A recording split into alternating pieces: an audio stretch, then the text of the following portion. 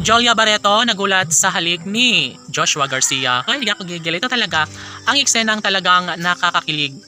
Nagiging masaya ang kalang milyon-milyon ng mga tagahanga dahil isa ito sa kalang pinakainaabangan ang magkaroon muli ng kaligayahan sa mga puso ni Joshua Garcia at Jolia Barreto. Syempre, sila umano ang deserve na magkatuluyan. Sana'y magkabalikan na lang umano ang dalaga at binata. Sabi nga ni Joshua Garcia, kung sakali mang bumalik sa kanyang buhay ang pinakaminamahal na si Jolia Barreto, ay buong puso pa rin naman umano niyang tatanggapin at mamahalin. Syempre, ito umano ang isang babaeng pinakaminamahal ni Joshua Garcia na hindi niya kailanman malilimutan. And yes, sobrang happy ang taong bayan sa mga pagkakataong ito dahil sila lang din naman ang magkakatuluyan ni Joshua at Jolia. Sila umano ang tunay na nakatadhana sa ad ng mga netizen. Syempre, kung ano man ang magiging kahihinatnan sa estado at buhay relasyon ng ni Jolia at Joshua, sana'y patunayan na lang umano nila dahil maraming nag-aabang sa mga guesting pa lamang ng dalawang nilalang na ito ay sobrang excited na ang taong bayan para makita na magkatabi at mayakap minsan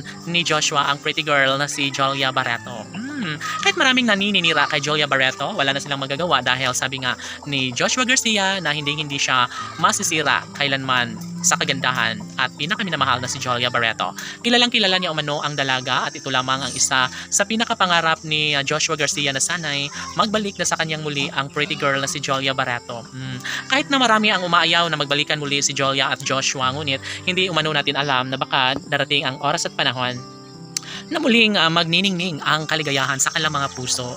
Alam naman natin at alam ng taong bayan kung gaano nila kamahal ang isa't isa ni Jolia at Joshua. Meron lamang umano silang nakaraan na hindi na pagkakaunawaan, ngunit ngayon ay napagtanto nila na mahal pa rin naman pala umano nilang dalawa ni Joshua Garcia at Jolia Barreto ang isa't isa. Uy, kigil!